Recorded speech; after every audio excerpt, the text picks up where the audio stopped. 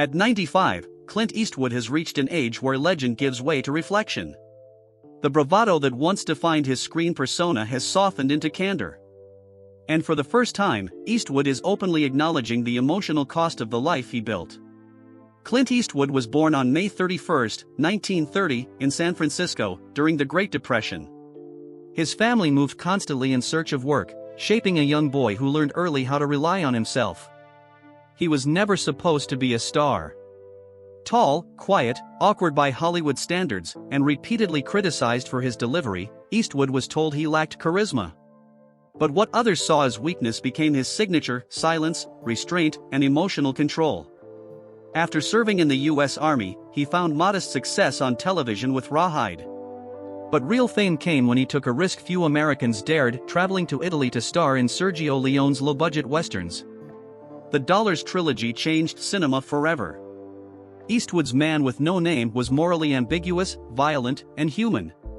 With almost no dialogue and an icy stare, he redefined what masculinity looked like on screen. Returning to Hollywood, he cemented his image with Dirty Harry, portraying a lawman shaped by a society gripped by fear and crime. While critics debated the politics, audiences were captivated. But Eastwood refused to remain a single archetype. In mid-career, he turned to directing, quietly becoming one of the most respected filmmakers in Hollywood. Unforgiven dismantled the mythology of the Western and earned him Oscars for Best Director and Best Picture. His later films, Mystic River, $1 Million Baby, Gran Torino, American Sniper, reflected on guilt, redemption, aging, and mortality. They were no longer about power, but about consequence. Even into his late 80s, Eastwood remained prolific. The Mule, Richard Jewell, and Cry Macho explored regret, legacy, and quiet redemption, proving he was still searching for meaning long after fame had been secured. But behind the camera, his personal life told a more complicated story. Eastwood married Maggie Johnson in 1953. They had 2 children, Kyle and Allison, before separating in 1984. Over the years, he fathered several more children through relationships he kept largely private, including Scott and Catherine Eastwood.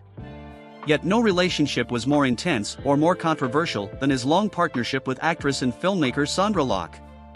They met in the 1970s while working on The Outlaw Josie Wales. On screen, their chemistry was electric.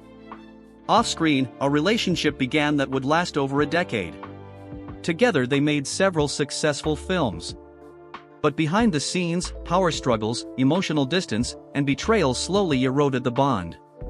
Their split in 1989 exploded into lawsuits and public accusations. For decades, Eastwood said nothing. Now, at 95, his tone has changed. She challenged me, he admits.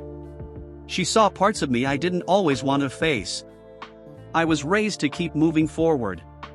That works in movies. It doesn't always work with people. He acknowledges that his choices hurt her. That he confused honesty with freedom without realizing the damage it caused. She felt discarded, he says. And I understand why. Locke later wrote openly about her pain, describing years spent in Eastwood's shadow. And now, he concedes that her suffering was real. I didn't listen the way I should have, he reflects. I was used to calling the shots. I didn't realize how final silence can be. Despite everything, Eastwood does not dismiss what they shared. He credits her with changing how he portrayed women, vulnerability, and quiet emotion in his films. At 95, Clint Eastwood no longer speaks like a movie icon. He speaks like a man finally reckoning with time. You don't get to redo the past, he says.